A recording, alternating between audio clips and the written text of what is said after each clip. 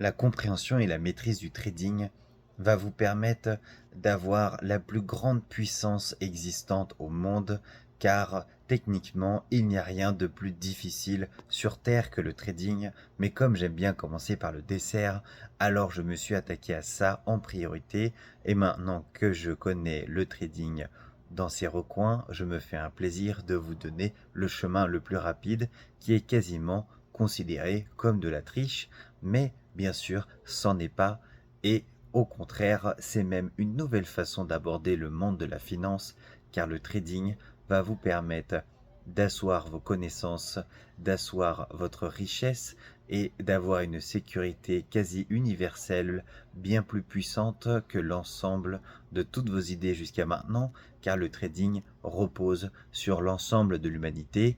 Et le trading, s'il devait lui arriver quelque chose, ce serait d'abord l'humanité qui s'écroulerait et donc vous aurez d'autres problèmes avant que ce soit le trading votre problème.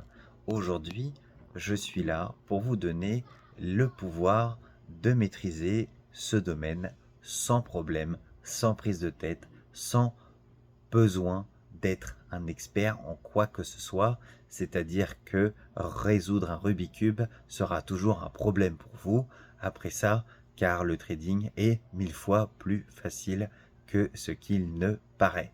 Maintenant, je vais me faire un plaisir de vous donner une autre vision de la chose. Maintenant que nous avons appris à faire du trading, j'aimerais que l'on puisse aborder une multitude d'autres sujets comme l'entrepreneuriat, comme la communication entre les gens, comme de milliards de petites techniques et de gadgets qui vont vous permettre de prendre la vie avec beaucoup plus de plaisir de façon ludique. Nous travaillons sur l'intelligence artificielle, car l'intelligence artificielle est quand même un outil assez pratique, un peu comme Internet ou n'importe quoi. Je sais que c'est un peu écœurant d'imaginer qu'une machine peut faire un truc un peu mieux que nous, mais on est très content d'avoir un marteau pour planter un clou, hein, parce qu'avec la main ça fait mal au bout d'un moment, et avec le front c'est pas mieux non plus. Donc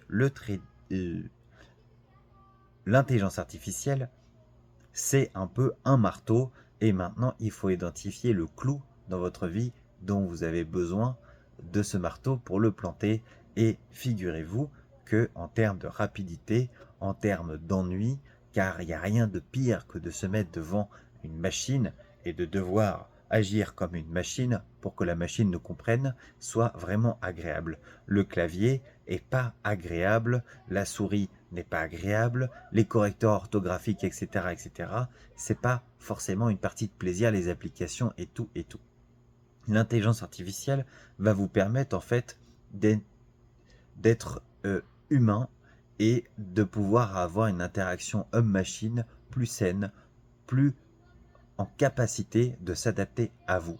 Imaginez 2 secondes le temps que perdent les médecins à rédiger des rapports de médecine au lieu de soigner les gens, les services qualité dans les entreprises à dépenser une quantité d'énergie hallucinante pour garder en place la connaissance et la communication, et tout ça va pouvoir être mis à jour grâce aux outils d'intelligence artificielle qui vont créer finalement des consciences partagées collectives, des moyens de communication beaucoup plus agréables de je t'envoie un mail, je t'envoie du papier, je t'envoie un fax ou je sais pas quelle saloperie.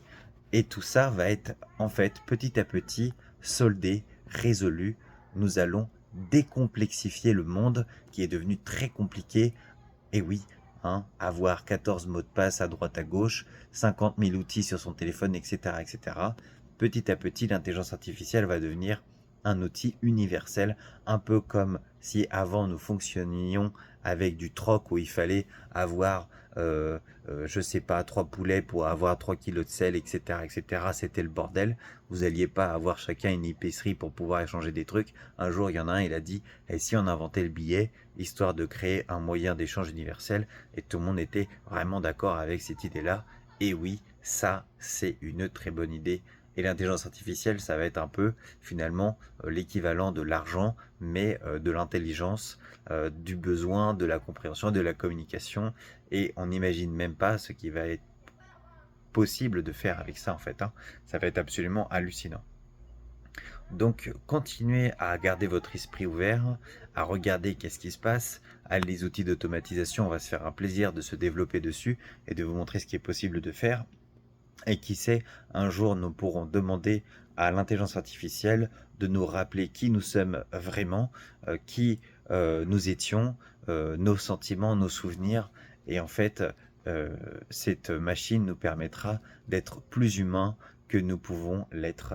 Et oui, c'est finalement ça, à mon avis, le beau message, c'est quel est le meilleur outil qu'un outil qui t'explique comment l'utiliser et un outil qui n'a pas tous les défauts de l'homme, qui est s'approprier, posséder, être jaloux, nanan, et tout ça. Un outil qui n'a pas de qualité ni de défaut, mais un outil par contre qui s'adapte à vous et qui vous permet de vous concentrer sur quelque chose qui ne va pas vous énerver, vous gâcher l'existence, comme cette fameuse imprimante qui ne veut pas imprimer le jour où il faut imprimer, ou ce téléphone qui se met à bugger lorsque vous voulez prendre une photo de votre enfant à un moment très amusant, etc., etc.